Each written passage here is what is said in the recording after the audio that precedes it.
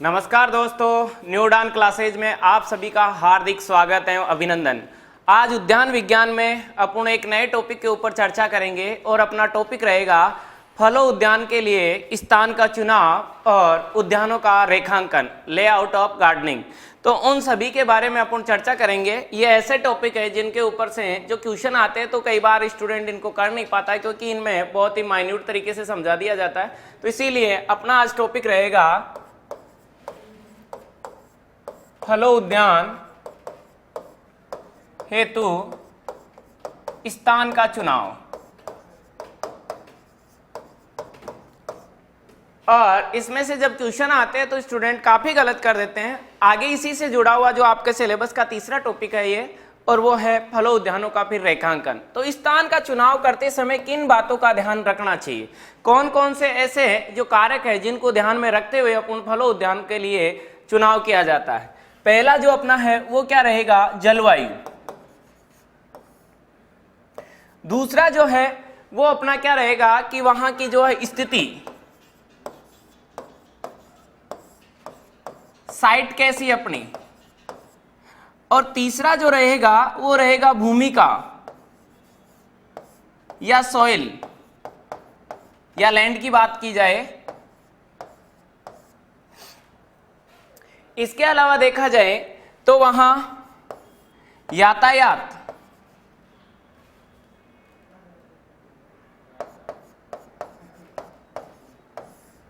और पांचवा रहेगा विपणन की व्यवस्था। इन बातों को ध्यान में रखते हुए ही अपने को क्या करना चाहिए, फलों उद्यानों का चयन करना चाहिए कि जहां जैसी जलवायु है उसी के अनुसार वैसे ही फल वृक्षों का चयन करना चाहिए। जलवायु से बात की जाए तो वहां आर्द्रता, तापमान, हवा की गति, पाला, लू, ये सारे कारक इसमें ध्यान में रखना पड़ता है। जैसे में बात की जाए कि आप जलवायु के आधार पे कहीं आपने देखा कि मेरे को यहाँ पपीते का बगीचा लगाना है, या मेरे को यहाँ आंवले का बगीचा लगाना है, या मेरे को यहाँ केले का बगीचा लगाना है। लेकिन केले का बगीचा लगाना है तो वहाँ आर्द्र जलवायु का होना जरूरी है। अगर वहाँ उपोष्ण जलवायु नहीं होगी तो अपने को वहाँ किसी भी कंडीशन में केला सूटेबल नहीं होगा। लेकिन अगर अपन वहाँ पे कहीं ना कहीं उस आर्द्र जलवायु में अगर बेर का बगीचा लगाना चाहेंगे तो वहां अपने फल सड़न से और पाउडरी मिल्ड्यू जैसी लगातार बीमारियों का सामना करना पड़ेगा। क्योंकि अगर बेर के बगीचे का चयन करना है तो अपने को कैसी जलवायु चाहिए, शुष्क जलवायु चाहिए। फिर बात की जाए तापमान, हवा, पाला, लू, वर्षा की मात्रा, ये सब भी फलों के विकास के ऊपर निर्भर करती है। बात की जाए तापमान की तो कुछ फलों को, जैसे बात की जाए सेब के लिए या और अन्य फलों के लिए, तो इन फलों को पकते समय एक मतलब बहुत ही कम तापमान की आवश्यकता होती है। कुछ फलों को फूल आते समय कम या अधिक तापमान की आवश्यकता होती है। जैसे मैं खजूर के बारे में बताता हूँ आपको। खजूर के पौधे में दोस्तों देखा जाए तो होता क्या है कि जैसे ही मार्च के बाद में तापमान इंक्रीज होता है उसी समय उसमें पुष्पन की क्रिया होना शुरू होती है। अगर तापमान नहीं बढ़ता है तो उसमें पुष्पन की क्रिया लेट हो जाती है। तो ऐसी बात है जहां अगर अपन ने खजूर लगाया, अगर तापमान मार्च से बाद में अप्रैल मई जून तक अगर लगातार बढ़ता नहीं, एक समान तापमान रहता है, उन सेक्टरों में खजूर सुटेबल नहीं। तो ऐसे कहीं ना कहीं फलों के लिए, फूल आने के लिए, फल बनने के लिए और उनको पकने के लिए एक इष्टतम तापमान की आवश्यकता होती है। हवा की गति, इसका भी ध्यान रखा जाता है कि फलों उद्यान का चयन करते समय हवा की गति कैसे निर्भर करती है कि जिन क्षेत्रों में प्रति घंटे की रफ्तार से अगर हवाएं ज्यादा चलती है, जैसे मैं उदाहरण के लिए आपको राजस्थान की अगर जियोग्राफी की बात की जाए तो जैसलमेर और बाड़मेर में आपने देखा होगा कि सबसे ज्यादा क्या लगी है, पवन चक्कियां लगी हुई है। क्यों? क्योंकि वहां हवा की जो गति है वो 16 मील प्रति घंटे की रफ्तार से अधिक है और लगातार तेज हवाएं चलती है, इसलिए इन क्षेत्रों में ये ज्यादा स्थित है। तो अगर इन क्षेत्रों में अगर अपन बड़े फल वृक्ष लगाएंगे तो अपने कई बार क्या होता है कि जैसे ही उनमें फल आएंगे उस समय गिरने की संभावना रहती है। तो इसीलिए इन सेक्टरों में अपन ने देखा होगा कि या तो अनार का बगीचा सक्सेसफुल है, या बेर का है, या नींबू का है, तो ऐसे ही बगीचे ज्यादा सक्सेसफुल है। तो इसीलिए अपने को वो भी ध्यान में रखना पड़ता है, क्योंकि जो उद्यान विज्ञान में देखा गया है सब्जियों और फूलों को छोड़कर फलों उद्यान से अपने को 3 से 4 साल बाद में औसतन फल मिलना शुरू होता है। केवल पपीता है, केला है, ये एक ही वर्ष में अपने को फल देना शुरू कर देते हैं। तो जब 3-4 साल बाद में जाकर अपने को फल प्राप्त होने लगे, आम के पौधे लगाए और जैसे ही फल आने लगे वो गिरने लगे, तो उस किसान को आर्थिक नुकसान होगा, क्योंकि उसके बाद में उतने दिनों तक उसने कितनी उसमें मेहनत की थी, तो उसको वो नुकसान हो जाएगा।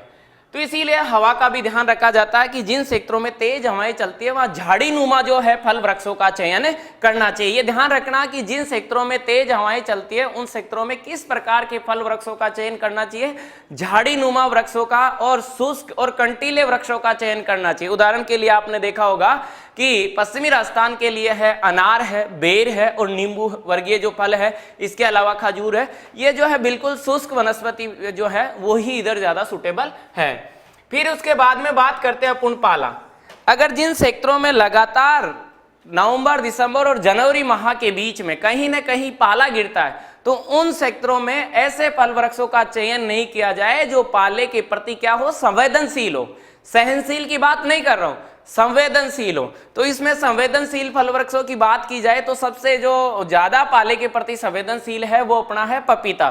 तो ऐसे क्षेत्रों में पपीता का चयन नहीं किया जाए। फिर इसके अलावा देखा जाए तो अपना आंवला, आंवले में क्या पुष्पन की क्रिया होते समय अगर पाला पड़ जाता है तो अपने को बहुत बड़ा आर्थिक नुकसान होता है।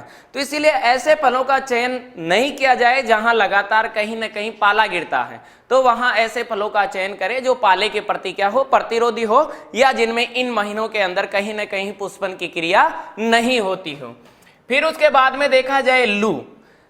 लू भी क्या है कि जिन क्षेत्रों में अगर ज्यादा लू चलती है तो वहां भी कुछ ऐसे ही पौधों का चयन करना चाहिए जो लू के प्रति प्रतिरोधी हो, ऐसे पौधों का चयन करना चाहिए। या अधिक वर्षा, वर्षा जिन क्षेत्रों में अधिक हो रही है तो वहां भी अपने को पता है कि आर्द्रता अधिक होने पर जड़ गलन की समस्याएं आएगी या और भी समस्याएं आएगी, तो ऐसे पौधों का चयन वहां पे नहीं करना चाहिए। तो जैसा अगर अपन ने पहला ही फलों उद्यान का चयन करना, तो सबसे पहले अपने को जलवायु का ध्यान में रखना है कि मेरे को इस क्षेत्र की जलवायु में कौन सा पौधा सुटेबल है। उदाहरण के लिए मैं कहूं कि जैसे अपन मान लो जयपुर की बात की जाए कि जयपुर के अंदर अपन पौधा कोई सा भी लगाने की कोशिश करेंगे, लगा सकते हैं। जैसे मैं एक चेरी के पौधे की बात की जाए, कई बार कई किसानों ने इसका जो है प्रयोग भी किया है पोली हाउस के अंदर और भी अन्य चीज़ों में, सेड नेट में, इनमें लगाने। तो अपन ने लाकर वहाँ एक आर्टिफिशियल वातावरण डेवलप करके लगाने की कोशिश की है। उदाहरण के लिए जैसे सीकर के अंदर एक महिला किसान है संतोष खेदर, जिसने क्या किया है कि अनार के बगीचे के साथ साथ उन्होंने सेब के पौधे भी लगा रखे हैं। लेकिन पौधा लगाने से मतलब नहीं है। उदाहरण के लिए घरों में अपन केले के पौधे लगा लेते हैं तो उसके केले के फल कितने आते हैं, छोटे छोटे। क्यों? क्योंकि यहाँ अपनी एक प्रकार से आर्द्र जलवायु नहीं है, फल आ रहे हैं लेकिन वहाँ उसको इकोनॉमिक जो है वो अपने को नहीं मिल रही है। उस इकोनॉमिक अगर फ्रूट प्रोडक्शन से वो मिले अपने को, वो साइज आए, क्वालिटी अपन को मिले, तब जाकर अपन माने कि यहाँ अपन ये बगीचा अपना सक्सेसफुल है। तो इसीलिए फलों उद्यान के लिए अगर सबसे पहला अगर कोई बिंदु ध्यान में रखा जाता है तो वो कौन सा है, जलवायु। दूसरी बात की जाए कि वहां की ट्रोपोग्राफी, साइट सिलेक्शन वो कैसा है, तो साइट सिलेक्शन में यही ध्यान रखना है और सभी को याद भी रखना है, 4% से अधिक ढलान नहीं होना चाहिए। बगीचे लगाते समय यही ध्यान रखना है कि 4% से कम ढलान वाले सेक्टरों का ही चयन करना चाहिए। 4% से अगर अधिक ढलान वाले सेक्टरों का अगर अपन ने चयन किया है दोस्तों, तो उन सेक्टरों में भी अपना बगीचा सही प्रकार से नहीं पनपता है। कहीं ना कहीं लास्ट में जाते समय अपने को प्रोडक्शन से संबंधित है या फिर पौधों के गिरने से क्योंकि उसमें एक दिशा के अंदर क्या होगा, अपने को प्रकाश है ज्यादा मिलेगा और एक दिशा में कम मिलेगा, और हवा की गति के साथ जिस समय अगर पौधे फलों से लद जाएंगे उस समय उनके गिरने की संभावना ज्यादा रहेगी, कहीं ना कहीं उनमें न्यूट्रिशन की जो है दिक्कत आएगी। तो इस प्रकार से 4% से अगर अधिक ढलान वाले क्षेत्र है तो वहां अपने को बगीचा लगाते समय काफी चीजों का ध्यान रखना चाहिए। लेकिन पहला जो पॉइंट है वो यही है कि 4% से कम ढलान होना चाहिए। तो 4% से कम ढलान। फिर है भूमि या सॉइल या लैंड का जो अगर चयन कर रहे थे अपन कि वहां जो जलवायु देख लिया अपन ने, वहां की ट्रोपोग्राफी देख ली कि ये ज्यादा अंडुलेटेड तो नहीं है। फिर उसके बाद में भूमि का चयन करना है। तो भूमि का चयन करते समय अपने को सबसे पहला जो पॉइंट है वो ये ध्यान रखना है कि जमीन में 2 मीटर की गहराई तक काफी बार एग्जाम में पूछ लिया गया है दोस्तों, याद रखना है, जमीन में 2 मीटर की गहराई तक किसी प्रकार की कोई भी कठोर परत नहीं होनी चाहिए। पहला ही यही ध्यान में रखना है कि अपन ने जमीन देख भी ली, सब कुछ सही लगा, अपन जमीन डन करके पौधों का अपन ने ऑर्डर दिया। अब वहां आकर अपन गड्ढा खोदने की कोशिश की तो अपन ज्यादातर गड्ढों की जो गहराई है वो 1 मीटर तक ही रखते हैं। लेकिन जब अपने को पता चला 4-6 महीने बाद में कि मेरे तो पौधों की बढ़वार ही नहीं आ रही, या पौधे कुछ समय के लिए बढ़वार आई थी और अब रुक गए, आम का बगीचा लगा है, अब समस्या आ रही है। क्यों? क्योंकि 1 मीटर की गहराई तक तो पौधे अच्छे डेवलप हो गए, लेकिन उस जमीन के नीचे कहीं ना कहीं कोई पथरीली लेयर होगी, कहीं ना कहीं कोई साल्ट या लवणों की लेयर होगी। तो इन सब का अपने को ध्यान में रखना है कि जमीन के नीचे कहीं ना कहीं 2 मीटर की गहराई तक किसी प्रकार की कोई कठोर परतें नहीं होनी चाहिए, क्योंकि मुख्यतः पौधों की जो मुख्य पोषक तत्व लेने वाली, पौधे को मुख्यतः सहारा देने वाली जो जड़ें होती है वो लगभग 2 मीटर तक ही होती है। मेन जो सेंट्रल रूट होती है वो गहराई तक जा सकती है। काफी बार स्टूडेंट क्वेश्चन कर देते हैं, नहीं सर जड़ें तो कई जगह हमने देखा है कि 3-4 मीटर की गहराई तक भी मिल जाती है, लेकिन ऐसा नहीं होता है दोस्तों। जो मुख्य पोषक तत्वों का संग्रहण करने वाली और सपोर्ट देने वाली जड़ें होती है जो पौधे को, वो मुख्यतः कितनी होती है, 2 मीटर की गहराई तक ही होती है। केवल सेंट्रल रूट सिस्टम होता है जो अपना काफी गहराई तक चला जाता है, और वो भी जब पौधे काफी पुराने होते हैं तब जाता है। इसके अलावा क्या ध्यान में रखना है कि मृदा उर्वरक होनी चाहिए, उसमें किसी न किसी प्रकार से उर्वरक क्षमता या कहीं ना कहीं उसको हास करने वाले से कारक नहीं हो कि वो लवणीय हो, सारे हो या अम्लीय हो। मृदा उर्वरक होनी चाहिए। सही प्रकार से अगर उर्वरक मृदाएं होगी तो अपने को वहां उद्यान लगाने में कहीं समस्या नहीं आएगी। फिर उद्यान लगाते समय ध्यान रखा जाता है ट्रांसपोर्टेशन का, यातायात का। देखो दोस्तों, उद्यानिकी जो फसलें हैं सारी, चाहे सब्जियां हो, चाहे फल हो, चाहे फूल हो, ये सारे के सारे पेरिसेबल प्रोडक्ट हैं, जल्दी खराब होने वाले होते हैं। तो अगर अपने पास यातायात का साधन सही है तो अपना उद्यान लगाने में और वहां उसका चयन करने में अपने को फायदा है। उदाहरण के लिए देखा जाए कि मैंने ऐसी जगह पे बगीचे का चयन किया है जहां से बहुत ही इजी तरीके से ट्रांसपोर्टेशन है। ट्रांसपोर्टेशन अच्छा होगा तो मेरे फल खराब नहीं होंगे। जैसे पपीता की बात की जाए, आज अगर पपीता के फलों को अपन ने तोड़ लिया और उसको किसी भी अपने व्हीकल के अंदर डाल के और अगर 1-2 दिन में अपन मंडी तक पहुंचा दिया तो अपने को नुकसान कम होगा। लेकिन अगर मान लो यहाँ से मंडी से जाने में 4-5 दिन का समय लग गया, तब तक वो अपने खराब हो जाएंगे। ऐसे ही जैसे फालसा के फल होते हैं वो भी बहुत जल्दी खराब हो जाते हैं। फलों की बात की जाए तो उनको जब तक एक प्रकार से प्रॉपर तापमान और आर्द्रता नहीं मिलेगी, क्योंकि 8 से 9 डिग्री सेंटीग्रेड तापमान मुख्यतः सभी फलों को भंडारण करने के लिए अच्छा रहता है, लेकिन अगर प्रॉपर तापमान और आर्द्रता नहीं मिलेगी तो ये फल क्या हो जाएंगे, खराब हो जाएंगे। तो इसलिए ये भी ध्यान रखना है कि अगर यातायात की सुविधा अच्छी होनी चाहिए। अपन कहीं दूर सुदूर ऐसे इलाके में ले जाके फल लगा दिए जहां अपने को यातायात की सुविधा नहीं है, तो वो अपने फल खराब हो जाएंगे, फिर अपने को वहां एक अच्छा उत्पादन नहीं मिलेगा और वहां अपनी वो खेती जो है फायदे के बजाय नुकसान का सौदा हो जाएगी। फिर उसके बाद में ध्यान रखना अपने को विपणन व्यवस्था। किसी भी प्रकार से अगर कृषि को अगर अपन एक प्रकार से उत्पादन स्तर के ऊपर या लाभदायक बनाना चाहते हैं तो विपणन व्यवस्था उसके लिए मुख्य रूप से जिम्मेदार होती है। कई बार देखते हैं अपन कई जगह ऐसे फलों को लगा लेते हैं कि उनका वहां मार्केट ही नहीं होता है। तो जब मार्केट नहीं है, विपणन व्यवस्था नहीं है, तो वहां से एक जगह से दूसरी जगह जाने पर उसका ट्रांसपोर्टेशन कॉस्ट अधिक हो जाती है और उसमें काफी सारे अपने फल भी खराब हो जाते हैं। तो नजदीक अगर अपना ट्रांसपोर्टेशन व्यवस्था के साथ साथ में विपणन व्यवस्था जैसी है, अगर मान लो अपने पास में अगर जहां अगर आम की ज्यादा मंडी है या केले की ज्यादा है या जो भी वहां फलों की जो विपणन की जो मंडी है, तो उसके आधार पर ही अपने को फलों का चयन करना चाहिए। तो ऐसी स्थिति के आधार पर अगर विपणन व्यवस्था अधिक अच्छी होगी तो अपन आसानी से क्या कर सकते हैं, अपना बगीचा सही प्रकार से डेवलप हो जाएगा।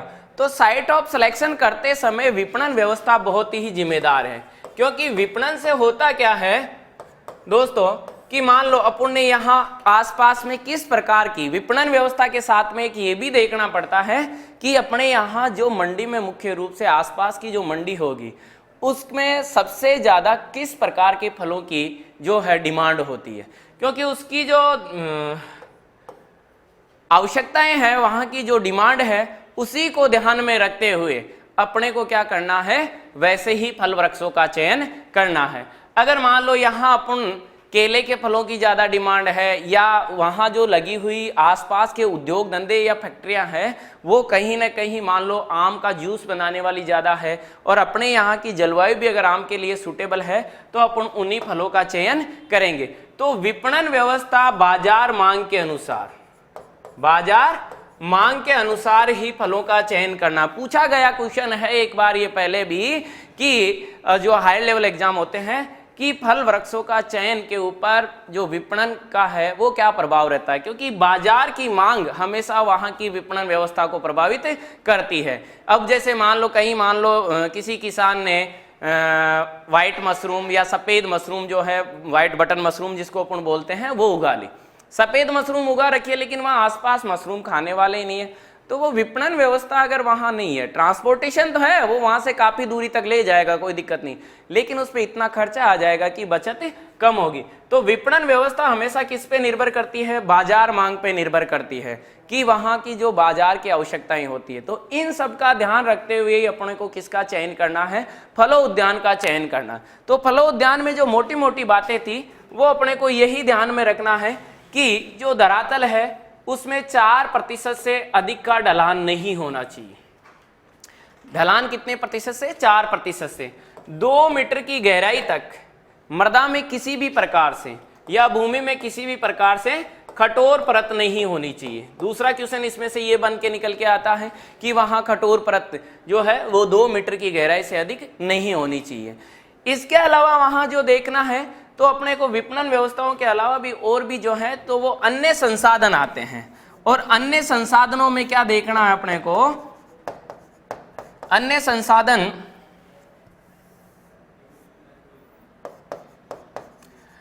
संसाधनों की बात की जाए दोस्तों, तो अन्य संसाधनों में अपने को क्या ध्यान रखना है कि वहां सिंचाई की व्यवस्था है या नहीं, सिंचाई है, या वहां से इलेक्ट्रिसिटी व्यवस्था अपने पास है या नहीं है, या वहां किसी प्रकार से और अन्य कोई समस्याएं तो नहीं है। इनका भी ध्यान रखकर अपने को जो है छोटी मोटी व्यवस्थाओं को ध्यान में रखते हुए वहां की उद्यानिकी का चयन करना चाहिए। अब उद्यानिकी का अपन ने चयन कर लिया, वहां अपन साइट ऑफ सिलेक्शन कर चुके हैं, तो अब अपने को इसी में आगे रहेगा उद्यान के बगीचों का रेखांकन की विधियां, कि अब मैंने जो जमीन खरीद ली उसमें 2% ढलान है, या कहीं ना कहीं वो थोड़ा सा उबड़ खाबड़ है, या वो मैंने लिया वो चौकोर नहीं है, वो कहीं ना कहीं तिरछी है। अब मेरे यहाँ पास में जो बाजार है उसकी क्या व्यवस्था है, या मेरे पास में यहाँ जो भूमि है वो बहुत ज़्यादा उर्वरक है, या मेरे यहाँ पास में जो भूमि है वो उर्वरक भी है और महंगी भी है लेकिन बाजार के पास में है। तो इन बातों का ध्यान में रखते हुए अब अपने को क्या करना है, उद्यान का रेखांकन करना। तो इसी के साथ में दोस्तों अपना जो टॉपिक था वो है उद्यान का रेखांकन, उद्यान का रेखांकन, लेआउट ऑफ ऑर्चार्ड, बगीचे का लेआउट कैसे करें। क्यों? क्योंकि लेआउट हमेशा ध्यान है बगीचे की सुंदरता, बगीचे का फलन और बगीचे की कृषि क्रियाएं और बगीचे का उत्पादन। ये फिर सुन लेना, बगीचे की सुंदरता, बगीचे का फलन, बगीचे का उत्पादन और बगीचे की कृषि क्रियाएं, ये हमेशा अपने रेखांकन के ऊपर निर्भर करती है। सही प्रकार से अपन ने फल वृक्ष लगाते समय ये ध्यान में रखा है कि मैंने सही लेआउट किया तो अपने को जो है फलन के समय कई बार समस्याएं नहीं आती है। क्यों? कई बार एक पौधे से दूसरे पौधे के ऊपर दोस्तों छांव चली जाती है, तो उससे क्या होता है कि फूल कम आते हैं, कई साइड में फूल गिरने की समस्या आ जाती है, तो ये समस्याएं फिर बाद में आगे जाकर आती है और फिर इनका कोई इलाज नहीं होता है। फिर इसके बाद में देखा जाए रेखांकन अगर सही किया गया है तो अपने को कृषि क्रियाएं करने में, कहीं अपने को दवा का स्प्रे करने में, फलों की तुड़ाई करने में वो समस्याएं बाद में नहीं आती है। वरना बाद में अपने को क्या आती है कि फलों को तुड़ाई करने में या स्प्रे करने में या और भी जो खरपतवार निकालने में भी बहुत बड़ी समस्याओं का सामना करना पड़ता है, सिंचाई देते समय समस्याओं का सामना करना पड़ता है। क्यों? क्योंकि जब अपन ने कह रखा है कि जिस पौधे के लिए इतनी इतनी दूरी पे इतना जो है लगाना है, इस विधि में ऐसे लगाना है, तो अपने को ये सुविधाएं रहती है। तो अब रेखांकन की बात की जाए दोस्तों, तो रेखांकन की कुछ विधियां हैं। साधारण रूप से देखा जाए तो पहली विधि है अपनी वर्गाकार। पहली विधि कौन सी है? वर्गाकार, जिसको स्क्वायर सिस्टम भी कहते हैं। दूसरी विधि है अपनी आयताकार। दूसरी विधि कौन सी है? आयताकार। रेक्टेंगुलर मेथड्स के नाम से इसको जानते हैं, और ये दूसरी विधि अपनी कौन सी है? आयताकार। तीसरी जो विधि है वो है त्रिभुजाकार। तीसरी विधि कौन सी है? त्रिभुजाकार। ट्रायंगुलर सिस्टम में भी अपन पौधे लगा सकते हैं। इसके बाद में देखा जाए तो अपन कहते हैं कि षटभुजाकार।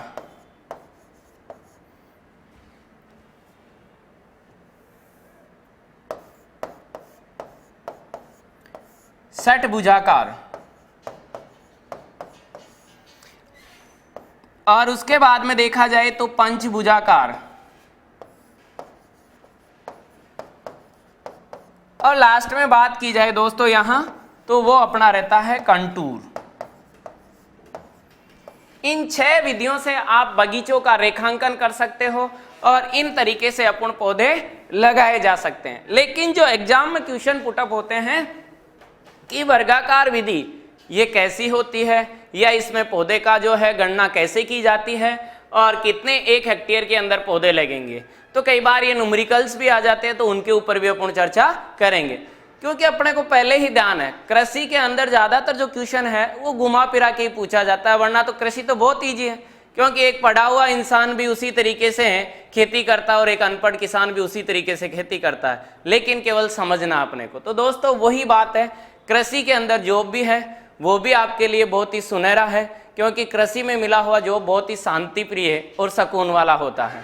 तो इसीलिए आप लोगों के पास में ये कृषि सुपरवाइजर बनने का जो मौका है वो बहुत ही सुनहरा है, क्योंकि लगातार जो पोस्टें बढ़ती जा रही है, तो जो पिछले साल भी कुछ स्टूडेंट कहते हैं कि सर 1-2 नंबर से रह गए, अरे भाई 1-2 नंबर से नहीं रहे, तुम काफ़ी पीछे हो अभी।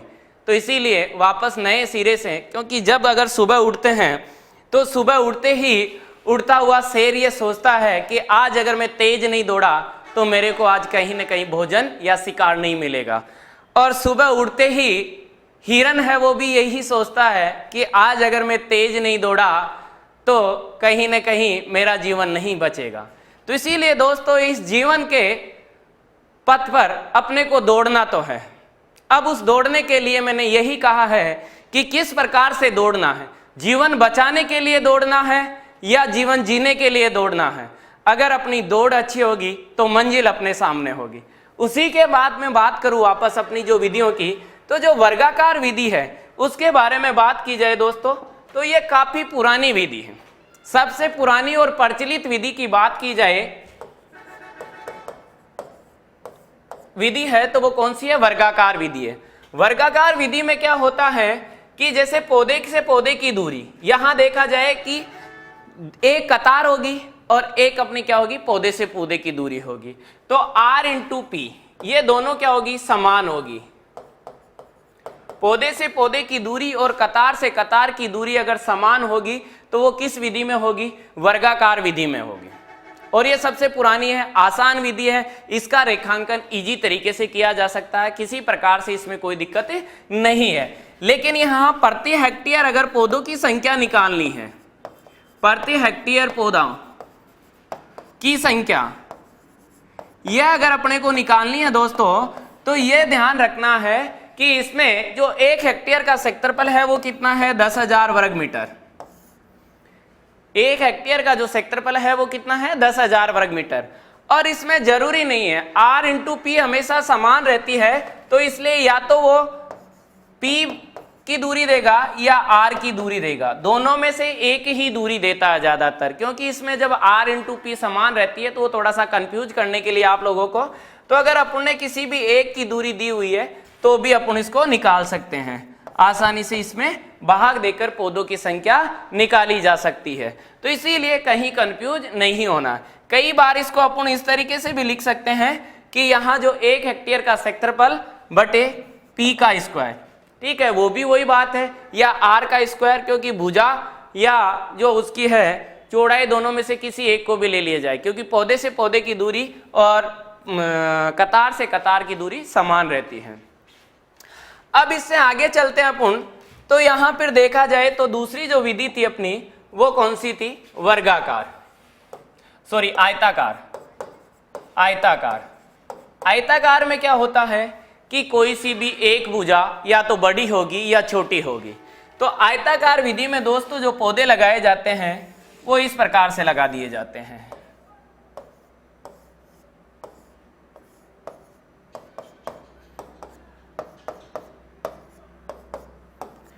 इस प्रकार से आयताकार विधि के अंदर पौधे लगाए जाते हैं। लेकिन आयताकार विधि में क्या होगा,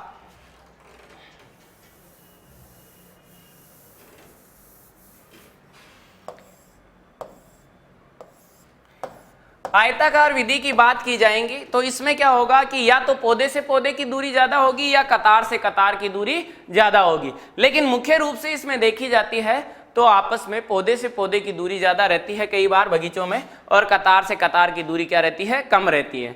ये विधि क्यों अच्छी रहती है, ये कृषण क्रियाओं के लिए, क्योंकि जब बगीचा धीरे धीरे सघन होता जाता है उस समय कृषण क्रियाएं करने में, कृषि क्रियाएं करने में अपने को जो दिक्कत आती है तो उनके लिए यह अच्छी है।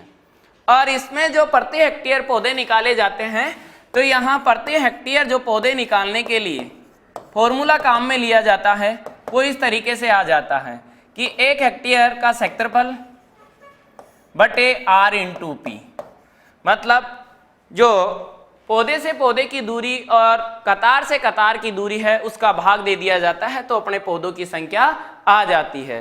तो ये अपनी जो विधि है वो क्या कहलाती है, आयताकार विधि कहलाती है।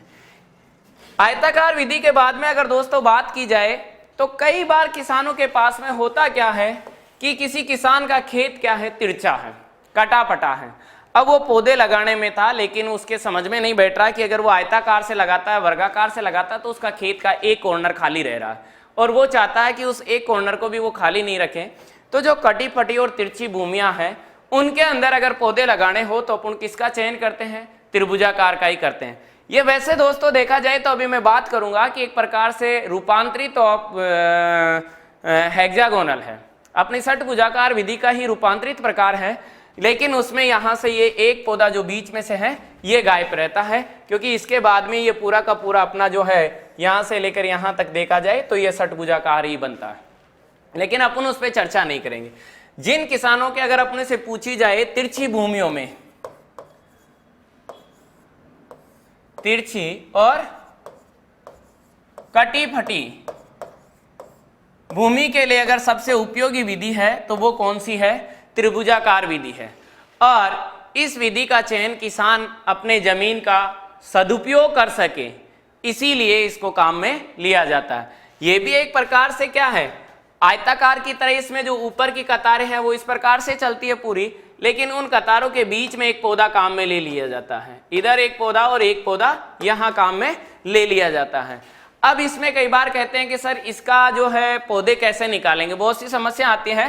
तो इसका अगर प्रति हेक्टेयर अगर अपने को पौधे निकालने हैं तो ध्यान में रखना है सभी दोस्तों को, प्रति हेक्टेयर पौधों की संख्या, तो वहां क्या किया जाता है वही क्षेत्रफल, क्योंकि 1 हेक्टेयर का अपना जो क्षेत्रफल है वो 10,000 वर्ग मीटर है। और यहाँ क्या करेंगे, जो अपना त्रिभुज है, त्रिभुज का क्षेत्रफल ले लेंगे, त्रिभुज का क्षेत्रफल। तो त्रिभुज का क्षेत्रफल का फॉर्मूला क्या है, 1/2 और आधार इंटू जो है उसकी चौड़ाई, उसके आधार पे अपन इसको निकाल के दोस्तों काम में ले लेंगे। क्योंकि इसका जो त्रिभुज का क्षेत्रफल निकालेंगे ये अगर, तो इसका फॉर्मूला क्या है, 1/2 आधार, अब उसको ऊंचाई भी बोल सकते हैं या चौड़ाई भी बोला जा सकता है, तो इनके आधार पे अपन आसानी से इसको निकाल सकते हैं। उसका आधार कितना है और ऊंचाई कितना है, इनको अगर 1/2 से गुणा करके निकाल लेते हैं तो ये अपना त्रिभुज का क्षेत्रफल आ जाता है और इसका भाग दे दिया जाता है तो औसत पौधे अपन निकाल लिए जाते हैं।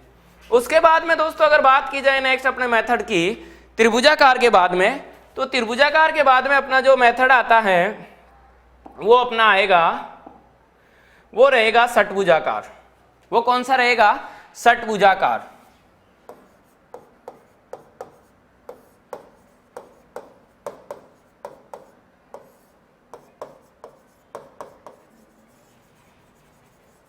हेक्सागोनल मेथड के नाम से भी इसको जानते हैं, षटभुजाकार विधि है। और षटभुजाकार विधि की बात की जाए तो मैंने पहले ही कहा है कि इसमें जो षटभुजाकार विधि है वो इस प्रकार से होती है।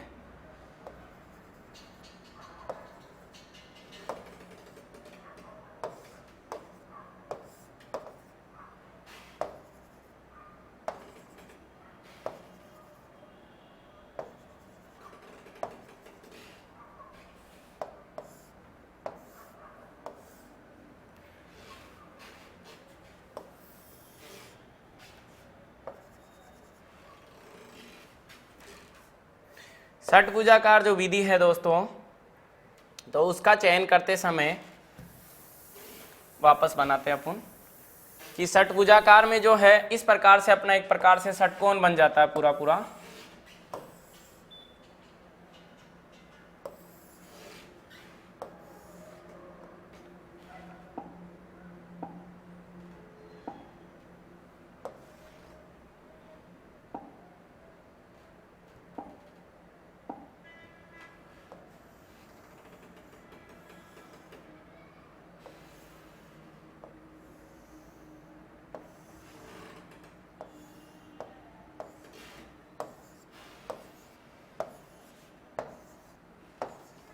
ये इस प्रकार से पौधे लगाए जाते हैं, इसमें फिर आगे चयन हो जाएगा और इसमें भी ऐसे पौधे आते रहेंगे लाइन में।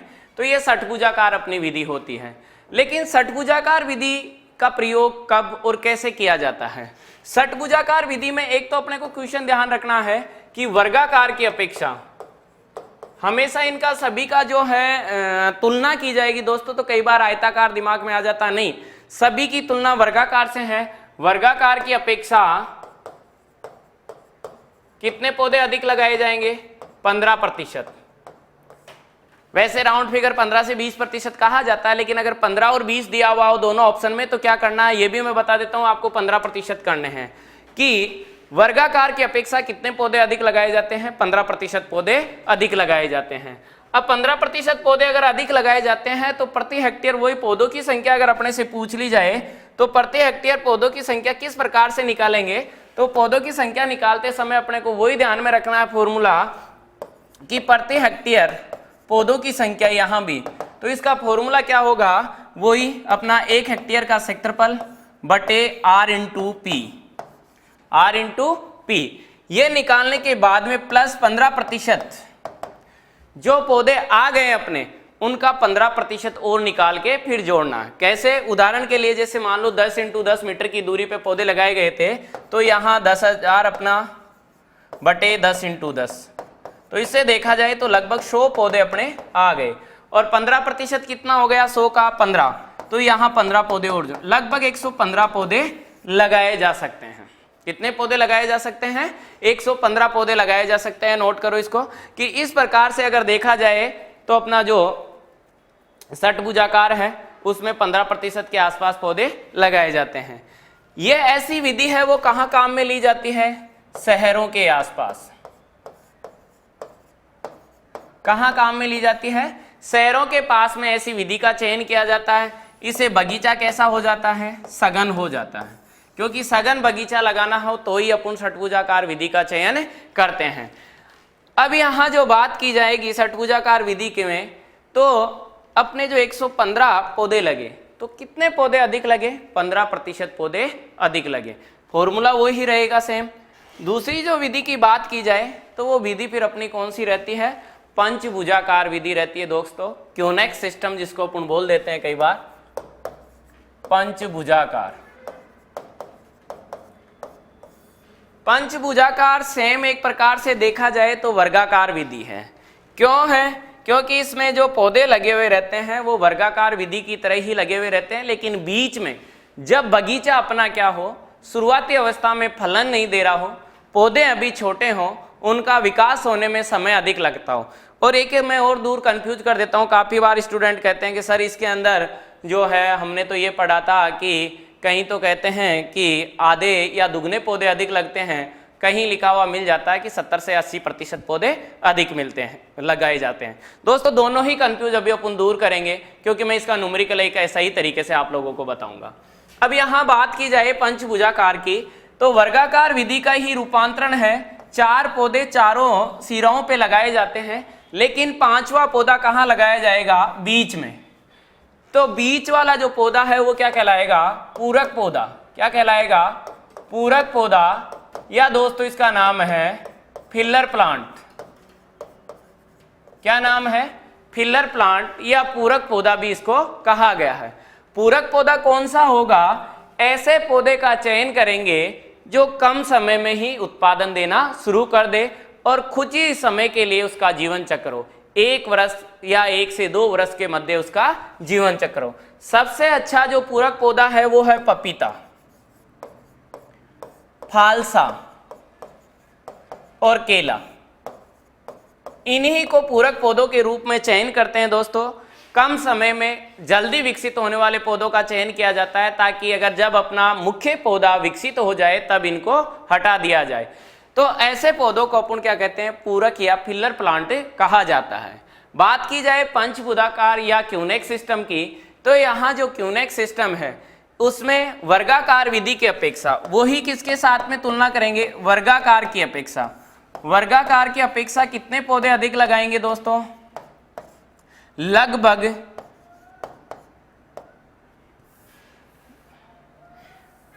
इसमें दो शब्द लिए जाते हैं कि वर्गाकार की अपेक्षा 70 से 80% या लगभग दुगने पौधे लगाए जाते हैं। अब उनके ऊपर भी मैं चर्चा करूंगा कि कई बार कहते हैं कि आपने ये दोनों ही चीजें कैसे लिख दी कि लगभग दुगने पौधे लगाए जाते हैं। दोस्तों अगर जिन पौधों का चयन किया जाता है, जैसे आम की अगर देसी या जो काफी दूरी पे लगाई जाने वाली वैरायटियों का चयन किया जाता है, जिनको 10 × 10 मीटर के ऊपर लगाते हैं, उनके अगर अपन बीच में फिलर पौधे लगा रहे हैं तो अपना जो है लगभग दुगने पौधे आ जाएंगे।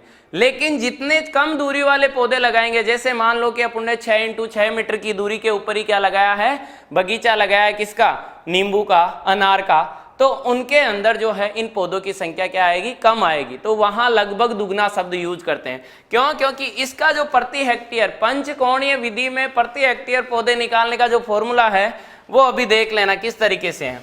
क्योंकि पंचकोणीय विधि में प्रति हेक्टेयर पौधे निकालने का जो फॉर्मूला है वो इस प्रकार से है कि यहां प्रति हेक्टेयर पौधों की संख्या, और वो सेम उसी प्रकार से है वर्गाकार वाली तरीके से, 1 हेक्टेयर का क्षेत्रफल 10,000 वर्ग मीटर R × P। ठीक है, इसको थोड़ा सा इधर नीचे लिख लेते हैं, बराबर R × P। इसमें प्लस और क्या जुड़ेगा, प्लस और क्या जुड़ेगा, 10,000 वर्ग मीटर। ये पूरक पौधे निकालने का भी फॉर्मूला है। कई बार ऐसे पूछ लिया जाए कि पूरक पौधे कैसे निकाले जाते हैं, तो यहां R-1 और इंटू P-1, इस प्रकार से इसको निकाला जाता है। और अब इनका अगर अपन उसमें डिवाइडेशन करेंगे तो नंबर ऑफ प्लांट्स जो अपने आएंगे वो किस में आ जाएंगे, पूरक पौधों की। तो ये तो किसकी संख्या आ गई, पूरक पौधों की संख्या।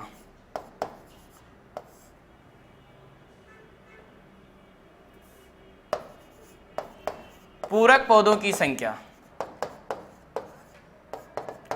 अब जब जो कंफ्यूज चल रहा था कि सर नहीं ये आपने 50% या लगभग दुगने, या आपने लिखा है कि 70 से 80% पौधे अधिक लगाए जाए। उदाहरण लेता हूं मैं, एक आम का बगीचा है, 10 × 10 मीटर के ऊपर लगा हुआ है, ठीक है।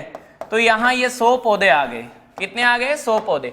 पूरक पौधे कैसे निकलेंगे, वही 10,000 वर्ग मीटर है, और उसमें से क्या करेंगे, R-1, तो यहां क्या होगा, 10 - 1 तो कितना बच गया, 9, और यहां फिर 10 - 1 तो कितना बच गया, 9। तो अगर इसका भाग देंगे तो नंबर ऑफ प्लांट्स क्या आएंगे, यहाँ पे नंबर ऑफ प्लांट्स क्या आएंगे, कम आएंगे अपने। तो उसी आधार पे अगर 100 के आसपास है तो ये भी लगभग अपने 81-82 पौधे आ जाएंगे। तो इनको इस आधार पे जोड़ के चलेंगे, सॉरी नंबर ऑफ प्लांट्स ज्यादा आ रहे हैं किसके, इसकी प्रतिशत तुलना में, क्योंकि इधर 100 पौधे लगे हैं और इधर कितने आ गए, 80 पौधे मान के चलो अगर आ गए तो लगभग 80% पौधे अपने अधिक लग गए। लेकिन यहां अगर यही दूरी में बात करके चलूं कि कितनी थी, पूरी दूरी कितनी थी, कि ये अपना मान लो कि 1000 जो 1 हेक्टेयर क्षेत्रफल है और 6 × 6 मीटर की दूरी पे ही पौधे लगे हुए थे, या 5 × 5 मीटर की दूरी पे पौधे थे, ठीक है।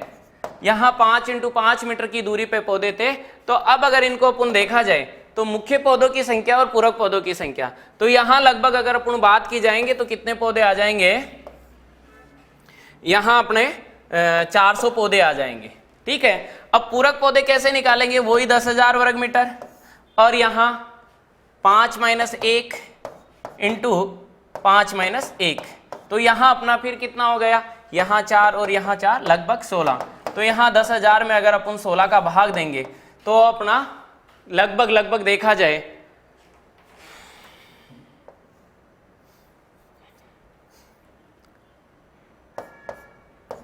600 के आसपास पौधे ही आएंगे। तो यहाँ पौधों की संख्या क्या होती है, अलग, तो यहाँ पौधों की संख्या क्या है, बिगड़ती जाती है। तो यहाँ इसमें मुख्य रूप से जो पंचकोणीय विधि है, इसका ये भी ध्यान रखना है कि अधिक दूरी पे लगाए जाने वाले फल वृक्षों के लिए ही पंचकोणीय विधि जो है वो सुटेबल है। और इसमें ये जो पूरक पौधे निकालने का फॉर्मूला है वो क्या है, R-1 इंटू P-1, ये करके और अपन को ऊपर वाली संख्या में क्या करना है, भाग देना है। तो अपने नंबर ऑफ पूरक जो पौधे हैं या फिलर प्लांट निकल के आ जाएंगे। फिर इसके अलावा बात की जाए तो यहाँ जो ऐसी विधि है उसमें जो पूरक पौधे हैं, तो पूरक पौधों को कब हटा दिया जाता है दोस्तों, पूरक पौधों को कब हटाते हैं, जब अपने मुख्य पौधे विकसित हो जाते हैं तब पूरक पौधों को हटा दिया जाता है। और अपना जो लास्ट विधि है वो कौन सी है, कंटूर। कौन सी है, कंटूर।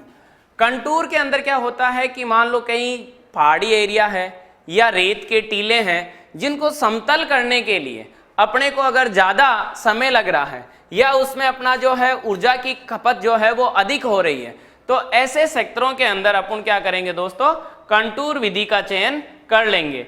और यहाँ देखा जाए कंटूर विधि का, अगर ये जो लाइन है ये तो क्या कहलाती है, कंटूर लाइन, और इस विधि से लगाए जाने वाले पौधे या वो अपनी जो पूरा जो है स्ट्रक्चर है वो क्या कहलाता है, कंटूर। एक समान ऊंचाई वाले सेक्टरों को जोड़ने वाली जो लाइन है वो अपनी क्या कहलाती है, कंटूर लाइन कहलाती है। और यहाँ अगर जैसा अपना खेत है उसी हिसाब से उसके जो ढलान के अलग अलग लाइनें बना के और उस पे पौधे लगा दिए जाते हैं, उसकी ट्रोपोग्राफी नहीं बिगाड़ी जाती है। क्योंकि अपन ने पहले ही कहा है कि अपन साइड सिलेक्शन करते समय ये ध्यान रखते हैं कि ढलान ज्यादा नहीं हो, अगर ज्यादा ढलान अगर होगा तो फिर अपने पौधे सक्सेसफुल नहीं होंगे।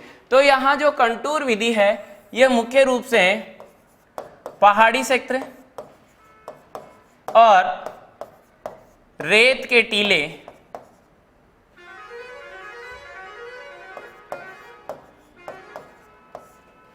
व उबड़ खाबड़ जमीन के लिए उपयोगी है।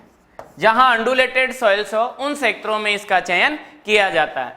तो इस प्रकार से अपनी ये उद्यान रेखांकन की विधियां थी, किस प्रकार से इसमें नंबर ऑफ प्लांट्स अपन निकालते हैं, तो इनका भी दोस्तों अपने को ध्यान में रखना है। क्योंकि सबसे ज़्यादा जो कंफ्यूज करता है वो दो ही है, और वो दो चीज़ें मैं लिख देता हूँ कि जहाँ पौधे से पौधे की दूरी और कतार से कतार की दूरी समान R/P दोनों बराबर कहाँ होती है या समान किस में रहती है, वर्गाकार विधि में। किसमें, वर्गाकार विधि में।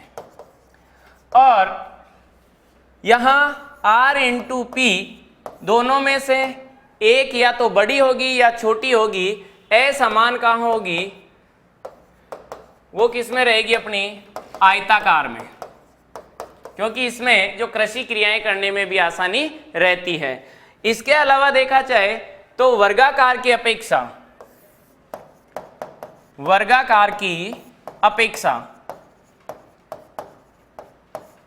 षटभुजाकार में कितने पौधे लगेंगे, 15%। कितने पौधे अधिक लगते हैं, 15%।